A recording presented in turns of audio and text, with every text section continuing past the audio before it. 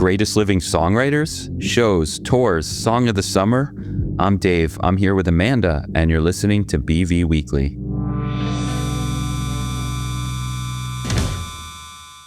Hey all, thanks for tuning in this fine week. Andrew is again not here, but also he is here, both at the end when we start talking about two more 1996 classic albums turning 30 this year, and he will make a surprise appearance in the middle of this episode as well. Meanwhile, hey Amanda. Hey. It's May already. Yeah, it's crazy. I can't believe it's almost May. It is May. Oh, you got to get used to this recording the day before it goes live.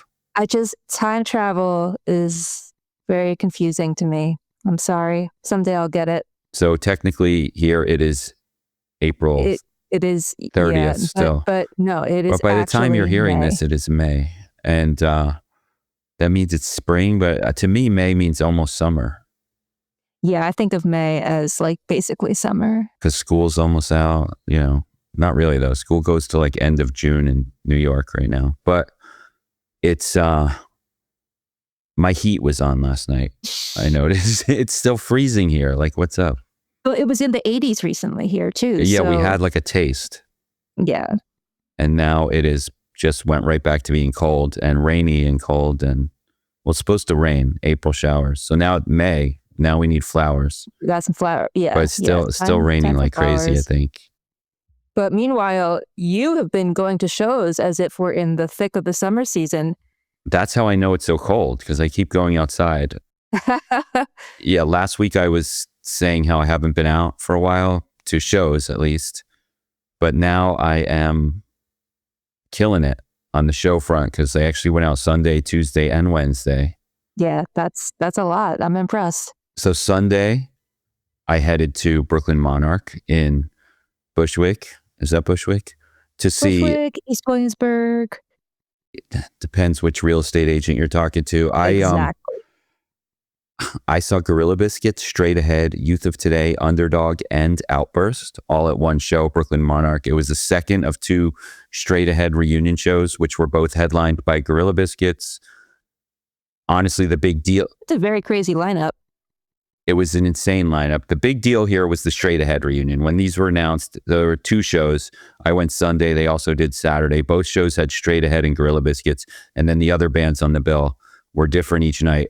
Both had other classic bands, which is what also made this so crazy. As one of the frontmen of one of the bands said on Sunday night, this exact show could have or maybe did happen in 1988 at CBGB's. Like it was literally that. And, I've seen Gorilla Biscuits. Did I say Youth of Today? We're also on there. Youth of Today and Gorilla Biscuits, I've seen them a lot of times in recent years. But Straight Ahead have not played in, I don't know when the last time Straight Ahead played. So this was like their proper reunion and what the biggest excitement was about when these were first announced. And they were definitely a huge highlight. They killed it. Straight Ahead being an 80s New York hardcore band who share members with Sick of It All. I was also really excited to see Underdog on this. I was excited to see this whole lineup together and Outburst. But Underdog, especially for me, was a highlight. They're the 80s hardcore band fronted by Richie Birkenhead, who went on to front the wildly weird and wonderful Into Another, who also have been playing reunion shows. I think I saw Into Another like twice in the past 2 years. So now also seeing Underdog, that's 3 Richie appearances. I loved it. This was a bunch of the people from this show actually did a panel earlier the same day at Rough Trade in Manhattan. That Quicksand just came out with Quicksand just announced a new album, but they were celebrating the reissue of their album Manic Compression, which we also have an exclusive vinyl variant of in the BrooklynVegan shop, by the way, the new reissue.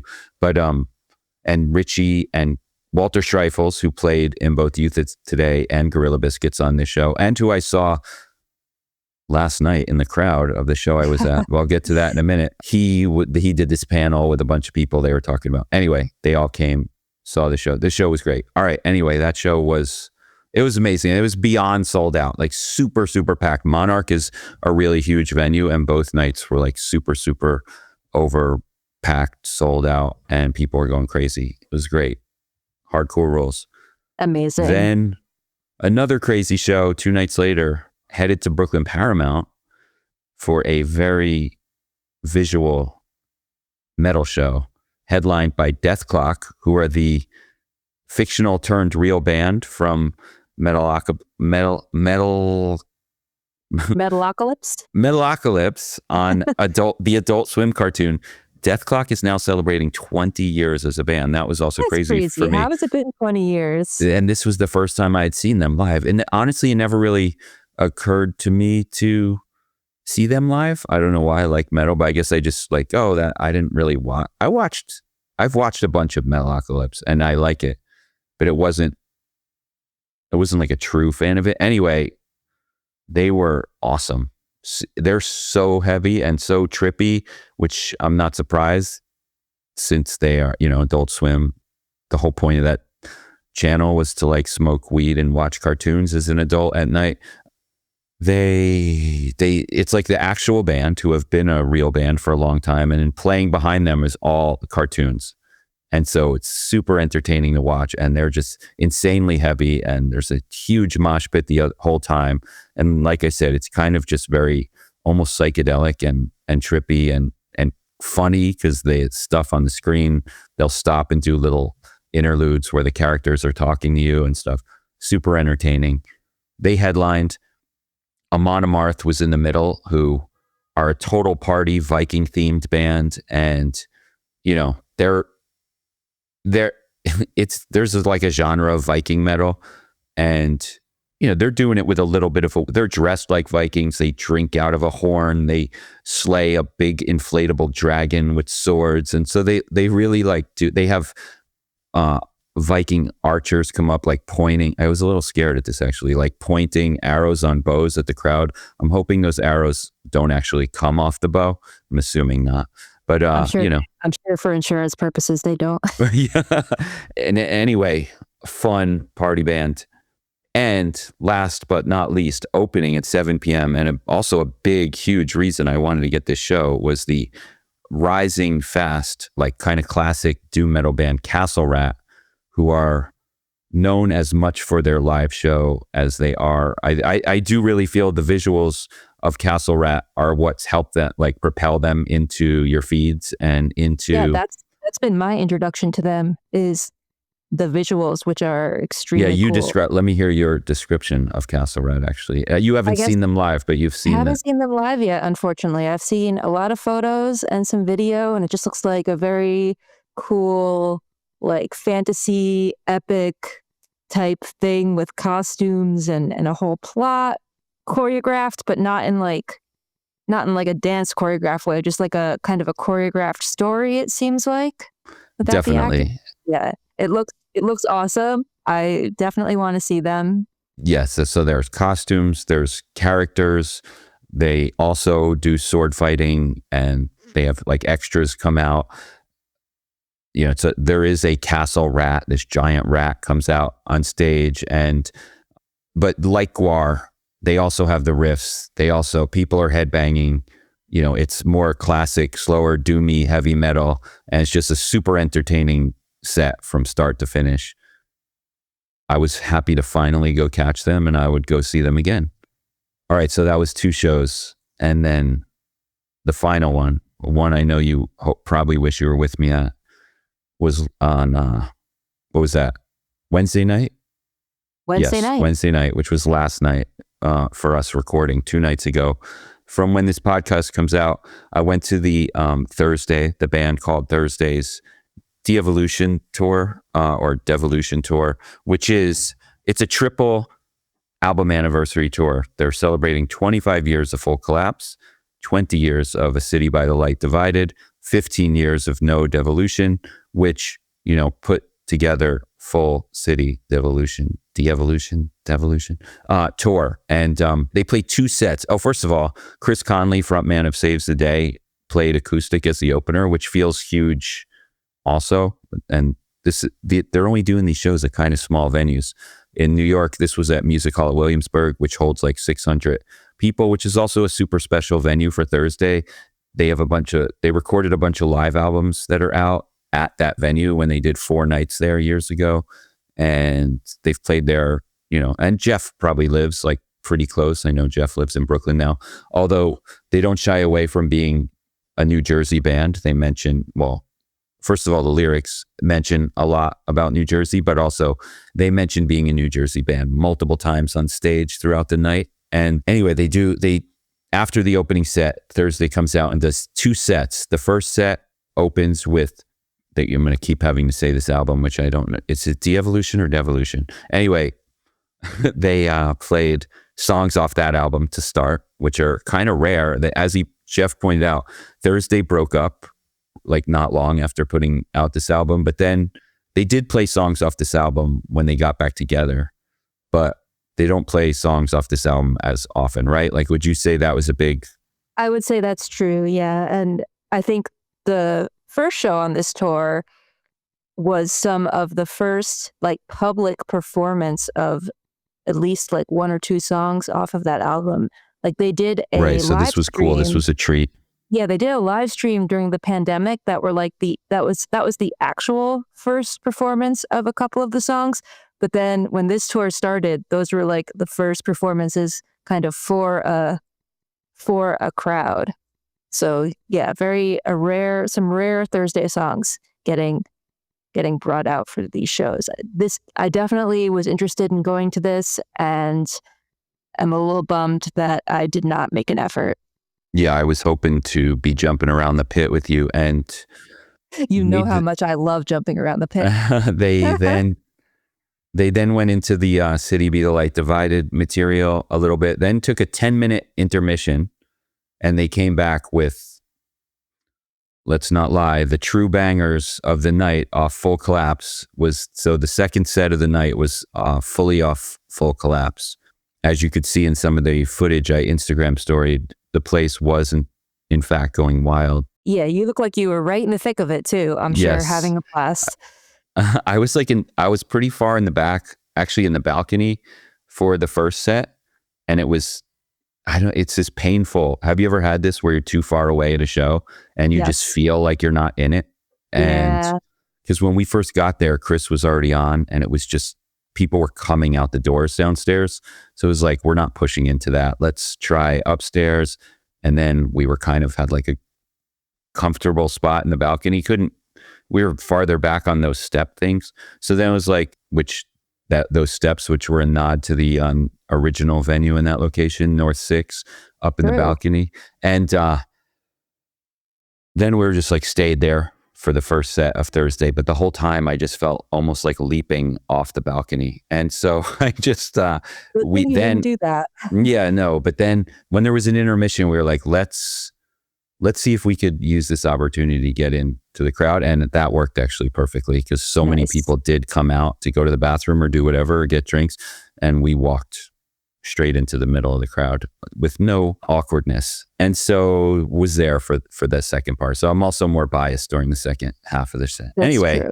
Thursday, amazing. And they brought out Sloppy Jane, aka Haley Doll, as a special guest to sing on one song, which was, I guess, not totally unexpected if you follow Jeff's socials closely. And he actually has a benefit show coming up, food pantry thing, where he's going to be playing solo, and she's also on that bill. It's just him and her. So he actually introduced her by mentioning they have that show coming up. But then overall, she wasn't a guest I would like see coming at a Thursday show. But she came out and sang. That was fun. And yeah, this Thursday have more dates coming up in June, which are also a continuation of this tour, right? Yeah, and I think they also have a special A City by the Light Divided show on a boat in New York, I believe, that's probably long sold out. Okay, so maybe it's not this tour. Maybe it's just that, or I don't know. I think the tour continues. I don't think the tour's over yet. All right, it started April 1st. I gotta so fact check that though. Yeah, no, but they definitely have a bunch of shows in June, which is also what I meant. Some of them aren't even on their website. I know, because I know they have a show in Vermont, which is not on their website. Anyway. Jeez, how am I supposed to keep up Thursday? Come on, help me out here. And this time they had the Singer of Saves the Day opening, but those shows have the singer of Cursive and the singer of Appleseed Cast opening. Oh, so there's a lot of like yeah, that's old like the friend Boat Show frontman opener. has them. Yes. I gotta say, in my mind, if I had gone to this show, I would have made for my favorite spot at Music Hall of Williamsburg, a spot I will miss a lot, which is on the wings of the ground floor that give you that elevated view a little bit above the floor, but like you still kind of feel like you're in it, but you're also like up above it, so you can kind of see the madness, but not actually have bodies flying over your head. That's kind of my go-to spot. Those are good spots. I love know. Those. And I was there recently at another show this year.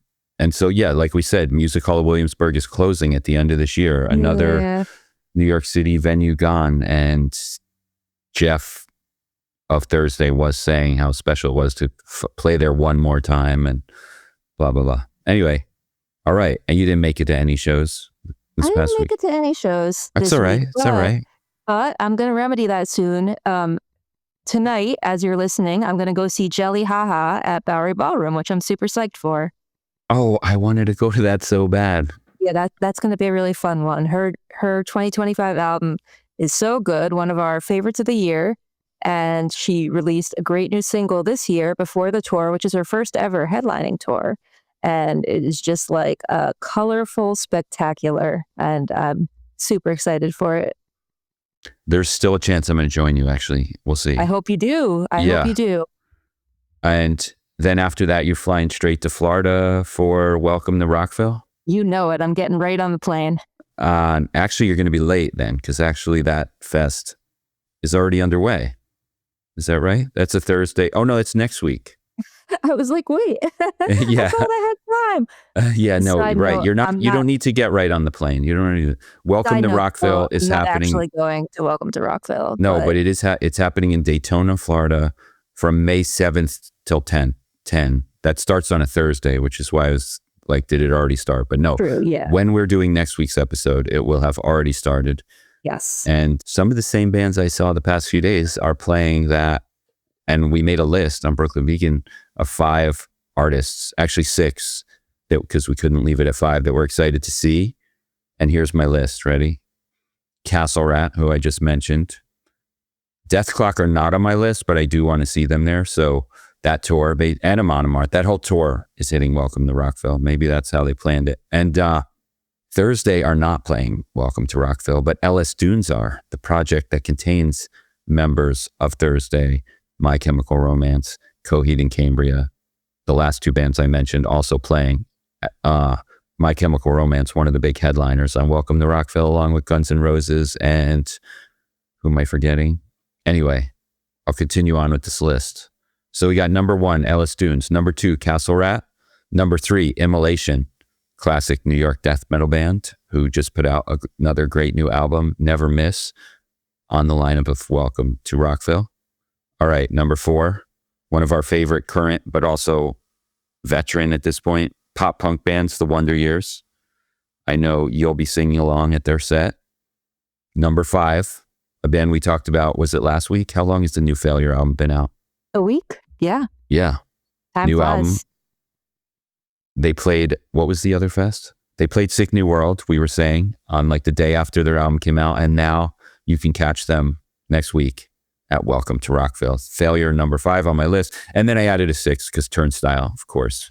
Got to see Turnstile. How can you lead out Turnstile? Especially if you look at Welcome to Rockville's lineup, there's so many bands that aren't necessarily interesting to us, so Turnstile stands out. Yeah. And the other headliner that we were spacing on is Foo Fighters. Who just released their new album, and who, before they go to Welcome to Rockville, they're playing 2 extremely intimate shows.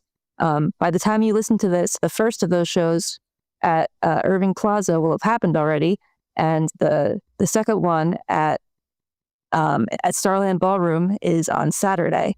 So yeah, those were. If you're just finding out about these shows as you hear this, I'm sorry to tell you, there's no chance of you going. The tickets were sold in person only on Thursday, the day that we recorded this. But even as I'm recording this, people are like lined up. Online. No, I saw that the venue posted some footage of the line. I saw they were like walking blocks people waiting online I'm for sure Foo Fighters tickets. A wild scene. So if you wanted to go to this, I hope you found out about it soon enough to have a real shot at it. But yeah. Changing gears completely, you were saying it feels like summer, and I think this time of year, people always start thinking about their song of the summer. It's always a fun, like, thought exercise, if nothing else. And I feel like I will often be like, oh no, what's my song of the summer? But this year, I heard a song this week where I was like, this is a serious contender for my song of the summer. So, Oh, okay. Hit me. yeah. So Hyde, who was one of the co-creators of the PC music pop artist QT, whose 2014 single Hey QT was produced by Sophie and A.G. Cook. I can't believe that was in 2014, like over 10 years ago, but I digress. Hyde makes solo music now. And How do you spell Hyde? HYD. Got it. Their first album was 2022's Clearing, and they have a new album, Hold On To Me Infinity, out on May 22nd via Kaskeen. And I really loved the first single, Angel, which was produced by Hudson Mohawk. It's such a bop, totally irresistible. I didn't discuss it here on the podcast, but I think, Dave, you probably heard me like say, listen to this song. It's so good. It's my favorite pop song of the year, right? Like, yes, the excitement was there, and I listened. You got me to listen. I liked it. Just like totally irresistible. So this week they shared the third single, Freak. And this, I immediately was like, this is my song of the summer. Like this lyric, that girl is a freak. Yeah, she's just like me. Like, who isn't going to want to be singing that lyric at a party in the club? I know that any summer playlist I make is going to have this song on it. And like, if you invite me somewhere, I'm going to like add this song to the shared playlist. Just saying. So like, put it on. But yeah, it's just like a totally infectious, irresistible electropop track. A friend told me it reminded her of Caroline Polachek, and that sounds right to me. It also made me think of Charlie XCX's Brat material, and just anything hyperpop adjacent. That's kind of the world you're in with this. But yeah, I'm so obsessed with this song, and definitely looking like it has a very good chance of being my song of the summer. I feel like there's a very good chance this is going to be on our Songs of the Week Spotify playlist today as well. I can guarantee that it will be on that playlist today, and I will probably make an argument for it leading that playlist. I don't know if I'll be successful with that argument, but I will. There's a good chance that I will put in a strong word for it. And if right now you're thinking, I didn't realize Brooklyn Vegan had a Songs of the Week Spotify playlist, it's true. Go ahead to Spotify and subscribe to that playlist. We update it every week, so and you can also find it on our site. We post it every week. If you don't use Spotify, you can find all the songs still. We're working on getting it on other platforms too, but you can still just like find the list of songs on the site as well. On BrooklynVegan.com. And is it true that BrooklynVegan.com just published a list of New York Times 30 Greatest Living Songwriters? That is not true, but New York Times published that list. Oh, right. That was NewYorkTimes.com, unaffiliated with BrooklynVegan.com. They also didn't ask us to weigh in. They didn't. I'm a little, well, I get it. I heard some people They also didn't nominate us as one of the Greatest Living Songwriters. We're not on there in any way. In that, they were very correct. But they did ask 250, quote, industry insiders, as well as the New York Times culture, arts, music critics to weigh in on who they thought the greatest living American, as in United States American living songwriters were, right? If you were not from the United States, you were not eligible for this list. And they actually asked people to weigh in so long ago that some of the people that were named have actually passed away now. Like Brian Wilson was, of course, named a lot, but sadly, he is no longer with us. So wait, you're saying that how long? You mean Brian Wilson? No, he didn't contribute, right? No, he didn't contribute, but people named him in their lists, like a bunch of people. Oh, because you need to be living. Yeah, oh, that's the part, right? So yeah, you were okay. So if you are no longer living, you then- also weren't eligible. So they've been working on this for years. Yeah, and I actually I mean, it's a huge undertaking when you think about it, but I actually like that there's all these qualifications for it because I feel like that gives the list some like meaning when you just have a list that's like the greatest songwriters of all time. Like, how do you even approach that? There's too many options. So Living American Songwriters at least narrows down the field a little bit. It narrowed down the field, a lot, actually. And that's why you don't see names on there like Neil Young, Canadian, Joni Mitchell, Canadian, the Beatles, the Rolling Stones, Spinal Tap, all not eligible. They also... So of the 250 industry insiders, many of them were famous musicians themselves, some of them songwriters, and they didn't actually make that list of 250 public, although we've seen who some of those people were because they talked about it on their social media or whatever and said, I voted in this. But they did actually make about 30 ballots public on NewYorkTimes.com. It was really fun to go through these. This might have been my favorite part of the whole feature. It's just seeing and the 30 public ballots were all other songwriters. So it was like, here, see who these songwriters voted for. And you could see who they voted for and who didn't make it. And here's some of the names who voted. Bonnie Raitt, David Byrne, Dua Lipa, Phineas, George Clinton, Iggy Pop, Jeff Parker, Jeff Tweedy. Poor Jeff Tweedy. He voted for himself, which is fine. I love that. I would vote for Jeff Tweedy should be on the list, but did he know his ballot was going to be public when he voted for himself? That's what I'm wondering. That's a good question. Justin Vernon, Bon Iver, who also did not make the list. I'm guessing there's had to be some people that voted for him. People definitely named Justin Vernon in their lists. Yeah, including Billy Bragg. Billy Bragg, another voter. Natalie Merchant, Phil Alvarum. Richard Russell, Ricky Lee Jones, Stephen Merritt, Weird Al Yankovic voted, but also did not make the list. A big omission, I think. So let's talk about some of the people who did make the list of 30. Yeah. That was just people who voted. Here's who made the list. Jay-Z, Paul Simon, Lionel Richie, Missy Elliott, Dolly Parton, Fiona Apple. Big one for us. We're like, because if Fiona Apple wasn't there, we were going to complain that Fiona Apple wasn't there. Stephen Merritt voted and made it. How many people voted and made it? Did you figure that out? Good question. But Stephen Merritt, very well deserved, I think. Of the magnetic fields. Lana Del Rey, Bad Bunny. Also super well deserved. Bruce Springsteen. So Bad Bunny, so I guess Puerto Rico counts. Yeah, that's part of North America. Part of the U.S. Stating the obvious, but Bruce Springsteen, Smokey Robinson, who'd I miss? Outkast made the list. Willie Nelson, Mariah Carey, Taylor Swift. So there's definitely like big current names on there, and I won't read the full list of 30. You can go check that out. We were thinking like, who might we add to the list, right? And Amanda, you actually came up with a list of some people you would add.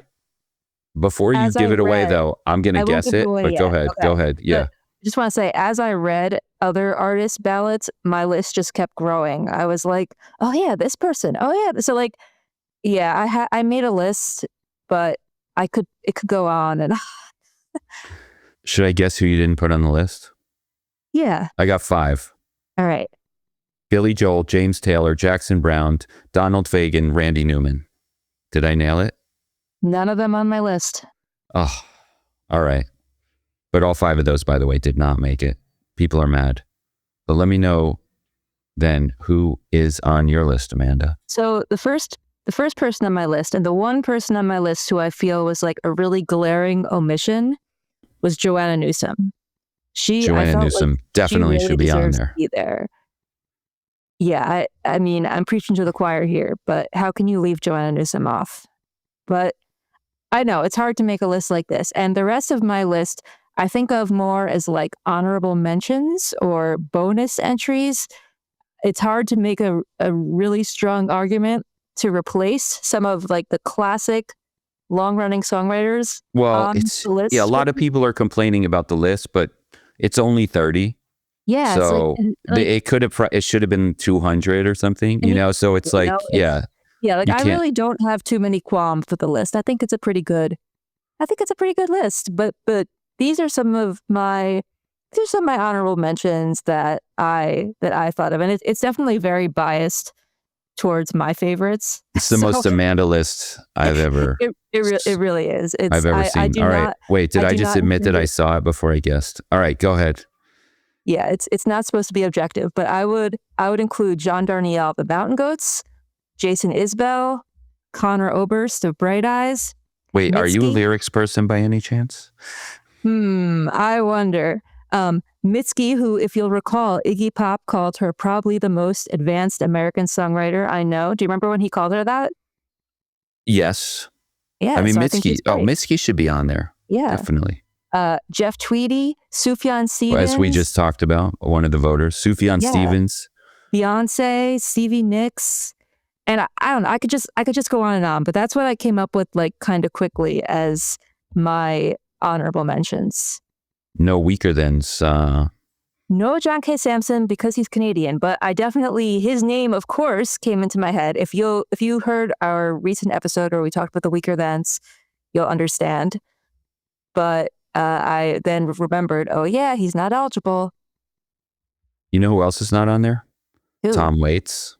Oh, Patti Smith. Come on. Are those your honorable mentions? Those are honorable mentions that I'm just thinking of like right now while looking at it. But yeah, Andrew, he's not here, but he did when we were talking about it. He agrees. Joanna Newsom, like, come on. Yeah, I think we're all in agreement. Oh yeah, Barry from Choice Manor. Yeah. I almost, well, I'll just say it now. If you're listening to this and you don't agree that Joanna Newsom should be, I'm kidding. I don't mean that. And if you don't agree that Barry from Choice Manors should be on there, then you should not pre-order Andrew's new book, Emo Revival, right now, up for pre-order at Clash Books. All right, go check out the full list at nytimes.com. And also you can vote. In fact, Amanda, have you put all these into a ballot yet? Because they do have a user poll. I didn't realize that they had the user poll. I am absolutely going to do that. All right. Should we talk about some albums that are out this week? Yeah, let's do it. I told you Andrew was going to stop by. He has once again given us some words about 5 of the albums this week that are out that he reviews in notable releases. So why don't we give the mic to Andrew for 1 second? Andrew, what do we got? Hey, here's 5 albums out this week that you need to know. First up is American Football's LP4. It is the first album in 7 years from the pioneering emo legends, and it is both distinctly American football and also not like anything else in the band's catalog.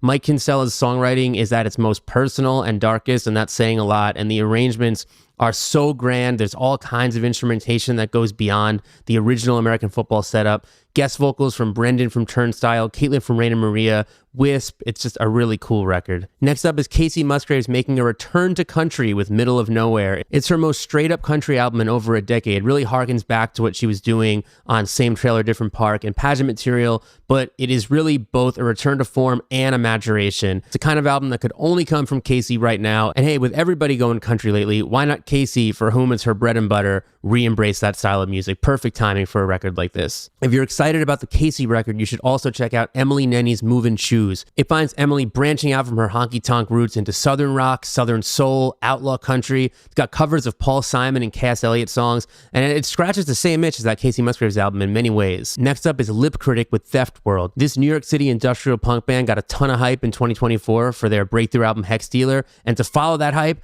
they just get heavier, faster, more intense on Theft World. Last but definitely not least is Duendita with Existential Thoughty. It's sort of this lo-fi neo-soul record with hints of jazz in there. The songs kind of can sound like unfinished sketches, but they can also sound grand and fleshed out. There's all kinds of layered full band instrumentation. It sounds intimate and big all at once, and it's a very, very cool record, kind of different from Duendita's earlier records, and I think it might be my favorite of theirs yet.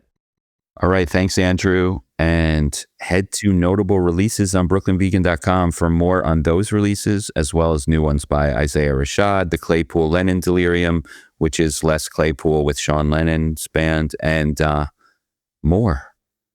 But that's not it. There are other albums out this week, many more, and many of them reviewed in Indie Basement by Bill Pearis.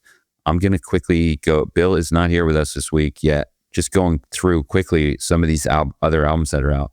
Weird Nightmare, which is Mets frontman Alex Edkins. Bill calls it nonstop noisy earworms. There's also a new Kneecap album this week called Fenian, which Kneecap, they are not in jail. They have been freed of charges. Bill says the Irish rap trio pour a year's worth of trouble and controversy into their confident second studio album that is miles better than their debut and loaded with bangers. Yeah, hopefully we can get those North American tour dates rescheduled. That's right. They also canceled tour dates. Yeah, that's what I have my fingers crossed for. Part of the controversy was they canceled their North American tour, stayed booked for a long time, but then they blamed court dates and stuff for having to cancel that. Anyway, there's also a lot of new albums out this week by veterans, which Bill talks about in Indie Basement. Seafeel are back with their first album in 15 years, the UK post-rock experimentalists on Warp Records. Liebox, Slovenian industrial legends, have teamed with 2000s era producer Richard X, who did Annie, Sugar Babes, for the weirdest album of their 42-year career, according to Bill. Super Furry Animals, one of Bill's favorite bands, back with another new album.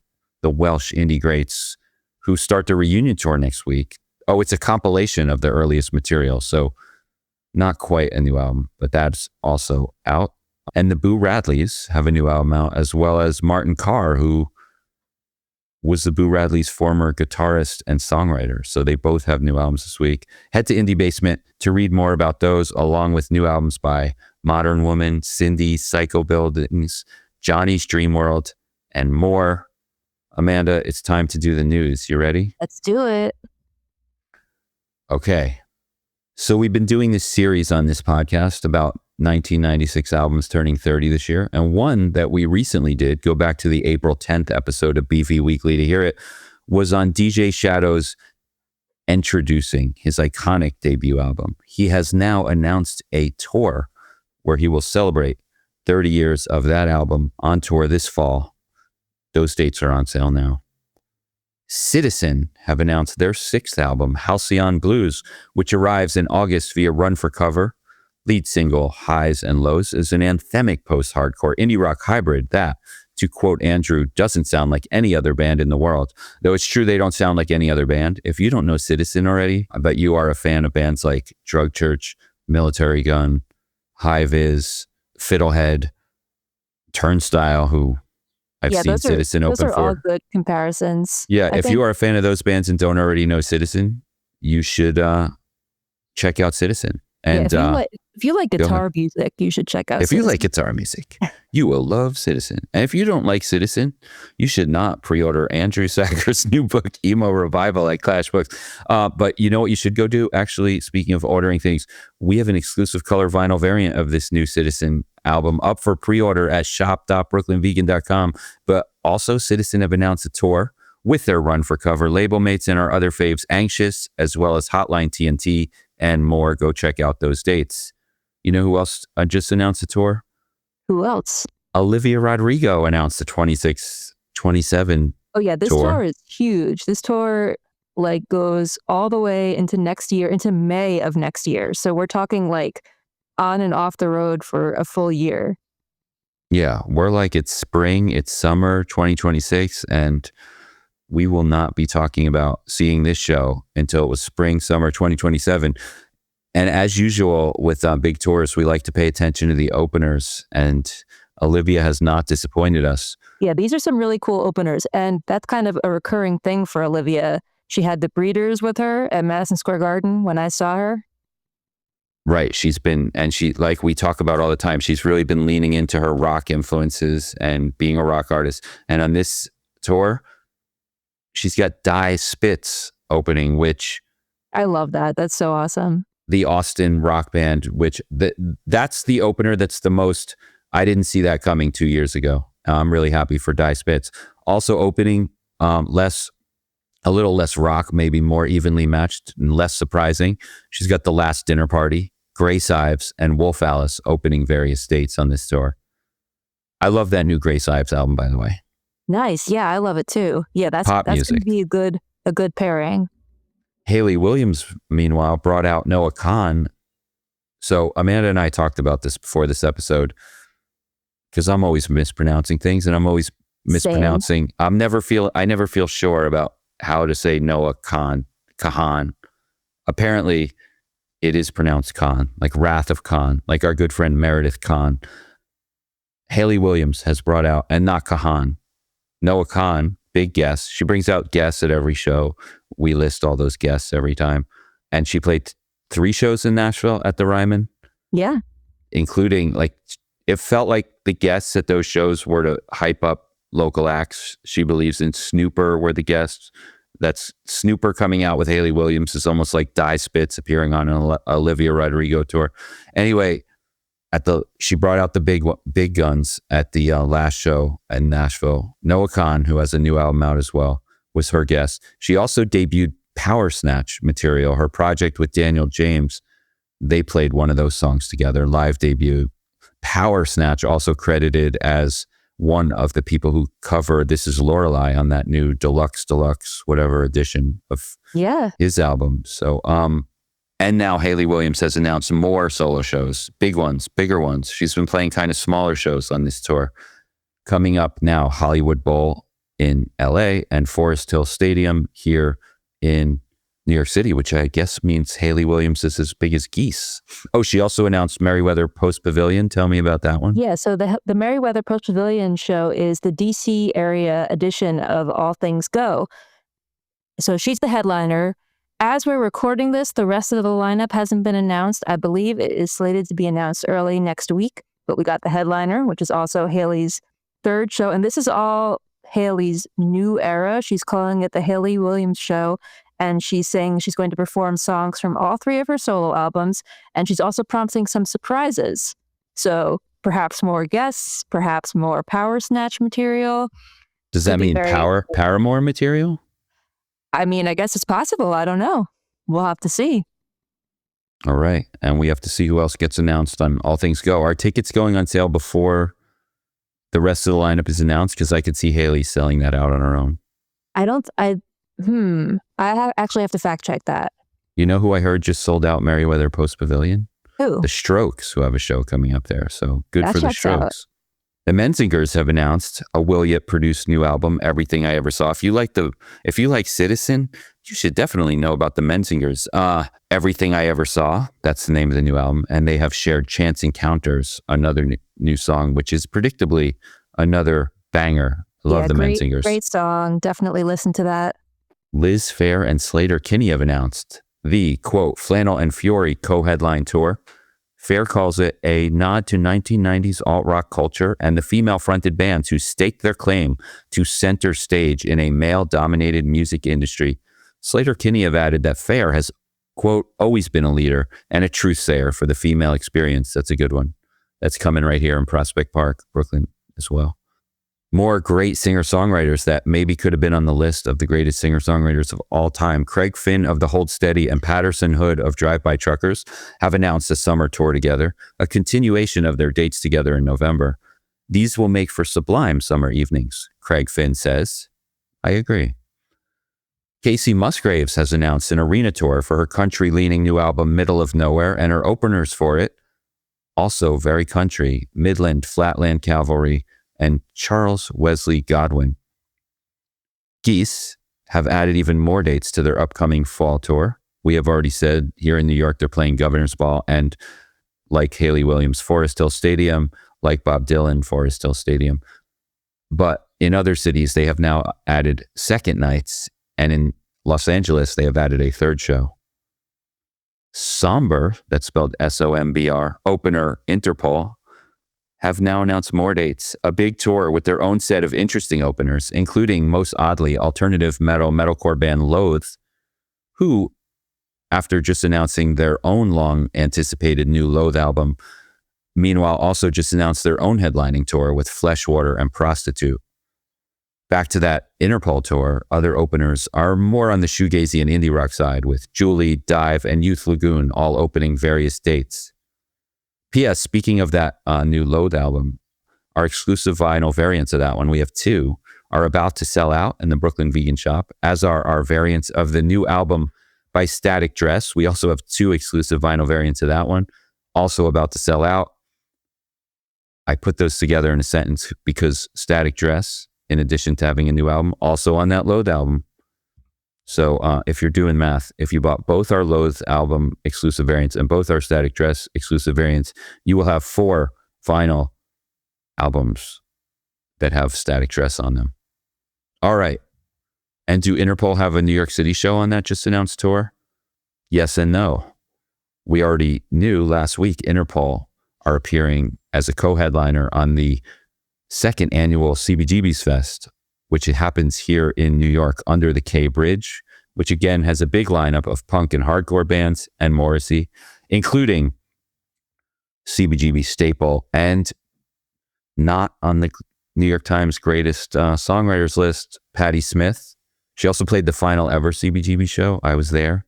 She is on this CBGB's Fest lineup along with the Sex Pistols, who are currently fronted by Frank Carter, who I saw, by the way, is on the cover of the new issue of Goldmine magazine. I still need to read that. I have it sitting here. And I'm not going to list the whole CBGB's Fest lineup, but it includes a whole bunch of good bands. Just like I went last year, it was like bangers start to end, just so many multiple stages running around. And it includes one of our favorite bands from the 90s who put out a classic album in the year 1996, which coincidentally is one of the albums that Bill and Andrew and I are about to talk about right now. So stick around. Amanda, thank you as always. Bill and Andrew, let's do this. You know, we were just talking about Neutral Milk Hotels on Avery Island, and we wrapped up by saying, sometimes the best way to talk about something is in comparison to what it's not. So we're moving on to Bikini Kill's last album, Reject All American, and it's not the album with Rebel Girl. So there's that. Now, before I start, actually, I have a question probably for Bill, but do you remember, was this album, not loved as much as the earlier Bikini Kill? I feel that's the case. I was not the hugest Bikini Kill fan. I guess I saw him back in the day, but I wasn't a active going out buying all their records sort of listener, to be honest. So I don't know in real time, but the vibe I get is that this wasn't quite as loved, at least in the moment, as earlier Bikini Kill. But I do think this record, Reject All American, their last album from 1996, is one of those albums that, with a little hindsight, you really hear whatever parts might have been more divisive, I think have aged really well. But, the thing about Bikini Kill is I think they almost need no introduction for just how important they were culturally. They just infiltrate the punk rock boys club with uncompromising radical feminism, both on stage and in their lyrics and in their image and everything about them. And it's just they are just so culturally important. And I feel that sometimes their importance can be talked about more than the songs themselves. But the thing about Bikini Kill, like a lot of great punk bands, the songwriting, the melodies, is a huge part of it, especially on this record, I think, Reject All American, which was really some of the nicest sounding songwriting that they have. I mean, there are these nasty punk rippers, but there's also a lot of songs that are basically indie rock, a little slower, sweeter sounding. And, they just, to me, my mind for a comparison goes to Minor Threat, where same kind of thing, where the importance of Minor Threat, the energy of Minor Threat gets talked about, but those songs are amazing. They're timeless. There's, they're just the guitar work, the vocal style, the very little melody that it did exist, but it was really inventive and really like great songwriting. I feel the same about Bikini Kill. They just have amazing songwriting on top of just like, you know, some of the fiercest politics of well-known 90s music. And yeah, this record, I think some of these songs sort of predict what Kathleen Hanna would do with Le Tigre. And some of these songs just, again, they sound more like the indie rock at the time. And others are, you know, just nasty and aggressive and fast and just everything you'd ever want from a great punk band. I think of the 90s punk bands, well, I don't know if I can say that, but Bikini Kill had a real classic punk vibe to them. You know, I think by the time that they, you know, I mean, on one hand, they were, you know, associated with Nirvana, although I would say they were like more overtly punk than that. But like, you know, they were, I think some of the bigger bands that Bikini Kill crossed paths with were, you know, either more grunge or more pop punk. But Bikini Kill had a lot of songs that were just, could have been 80s hardcore songs. Very, very classic style, first and second wave punk. And that's all on this record. It's brilliant. I think their whole catalog is brilliant. And I think they went out with a bang, whether or not that was the opinion at the time. It's certainly an album that's held up really well and aged really gracefully, I think. The song R.I.P. on this album is actually about Kurt Cobain, I think. Is that right? The lyric, but wait, there's another boy genius who's fucking gone. Yeah, I think that sounds right. And I'm also wondering if that song is where Boy Genius got their name. I have also wondered that. Yeah, I think it's impossible to listen back to that song now and not think of Phoebe Bridgers, Lucy Dacus, and Julian Baker's supergroup with that name. It's such a prominent lyric in that song. And they've recreated a Nirvana photo shoot at least once. Right. It's not a stretch by any means that the group Boy Genius would have gone there. Yeah. And like I said, I did listen to the full album, Reject All American, before this show and totally agree. Just like classic punk album that still holds up so well. And it's like you listen to Bikini Kill and you're like, oh yeah, they did it first. So many bands you listen to now clearly take that influence, whether they know it or not. Yeah. And I think a lot of them know it. I mean, you know, but I'll also add, like, as sort of an honorable mention, that 1996 is also the year Sleater-Kinney released Call the Doctor. Kind of an interesting thing to look at. Bikini Kill's Reject All American, as you know, it's one of the last albums of like from an original Riot Girl band. And then Sleater-Kinney kind of having this like post Riot Girl thing. You know, they both of these albums, Reject All American and Call the Doctor, were produced by John Goodmanson. Sleater-Kinney weren't on Kill Rock Stars yet, but their next record was, the next record is their first with Janet Weiss. And this Bikini Kill record is on Kill Rock Stars. So a lot of parallels there. But Sleater-Kinney's record from this year was like, you know, less of that classic punk, more like kind of derived from Sonic Youth style indie rock guitar playing, also like classic rock guitar heroism, something that they would really lean into on later records. And then the lyrics were also feminist, but like less kind of like political slogan type lyrics and a little bit more personal. And so to me, like, I like post Riot Girl for Sleater-Kinney. That feels like an accurate descriptor. And it's just kind of interesting to see like the end of Bikini Kill coinciding with the rise of Sleater-Kinney, kind of taking a thing that Bikini Kill helped start into a totally new direction. And then when you look at all that Sleater-Kinney has done since Call the Doctor, they've gone in so many amazing different directions, but that record remains fascinating and awesome to go back to.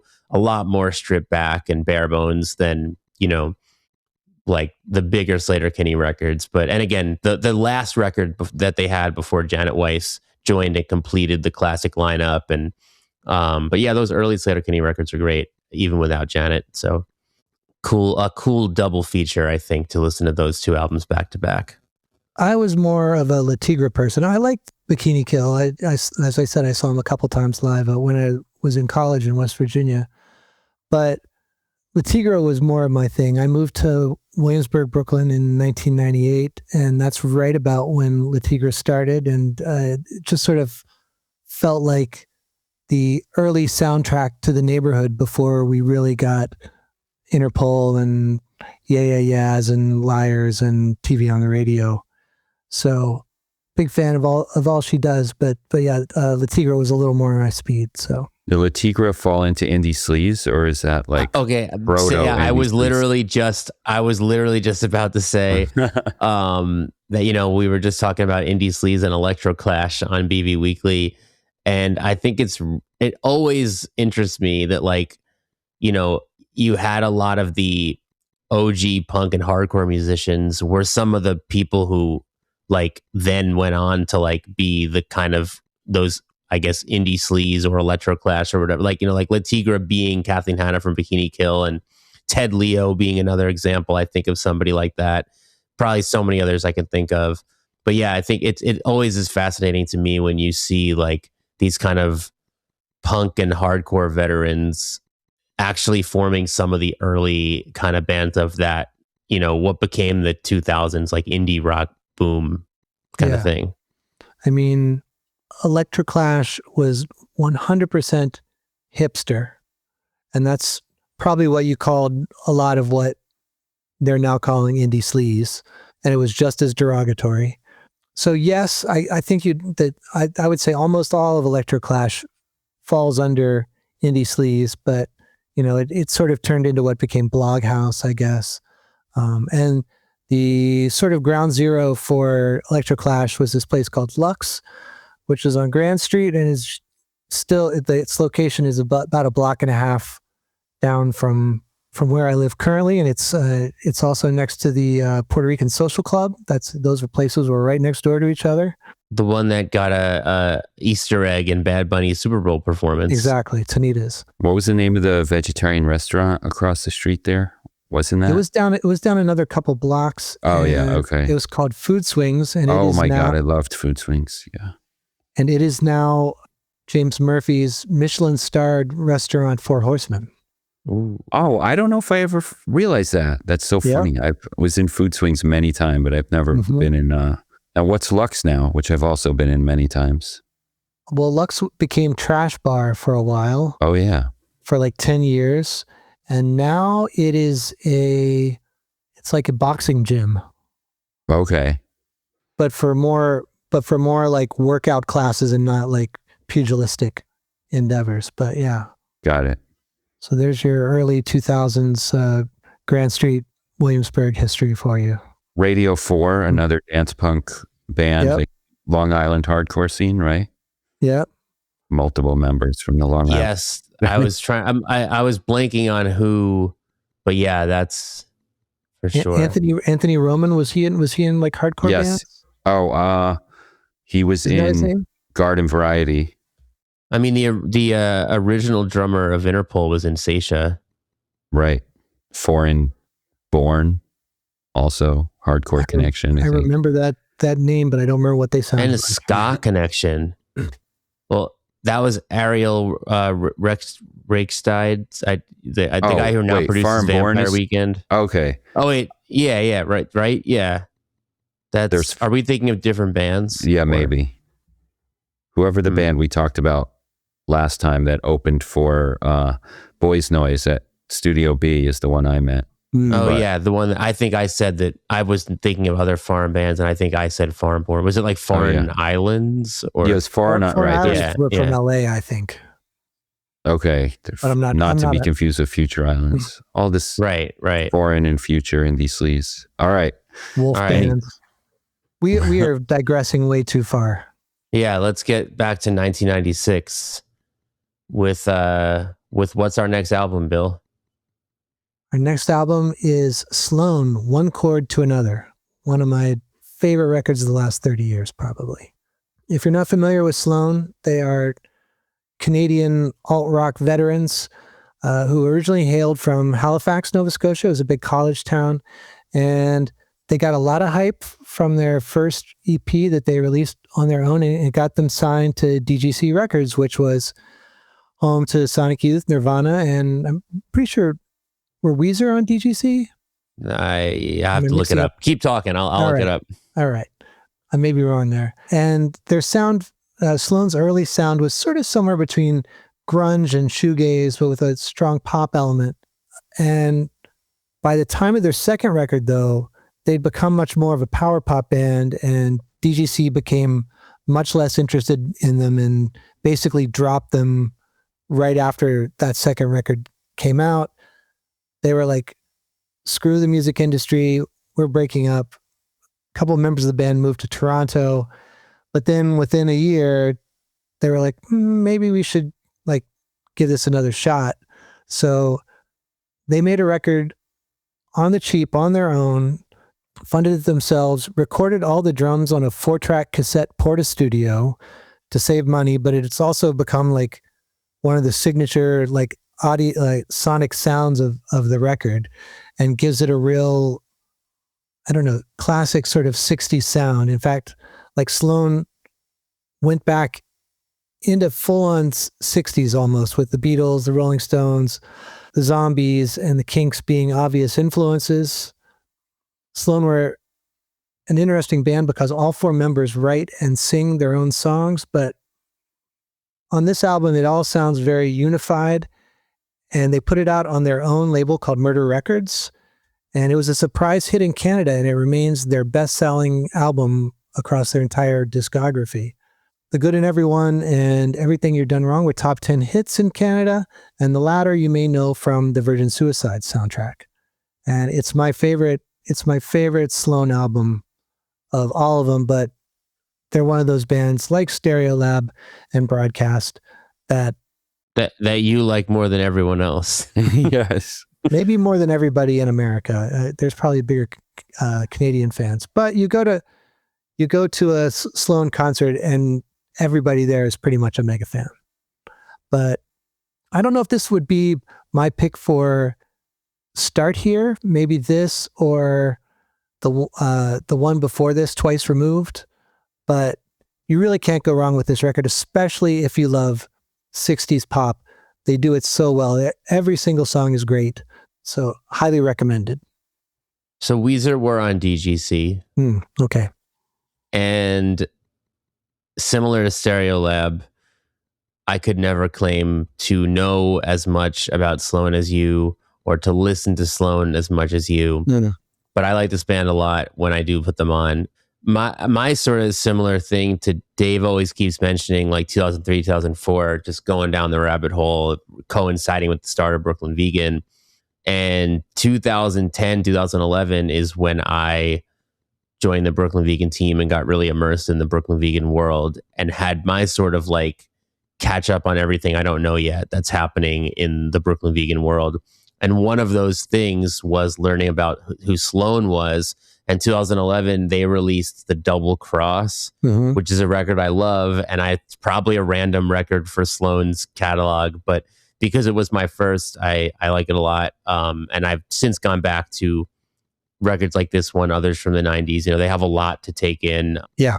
It's I definitely have not heard all their albums, but I think that my entry point was the one that probably most real Sloan fans would consider random. But I bring it up to say, I kind of think they're a band you can almost enter anywhere. And I think their charms tend to come through. That's true.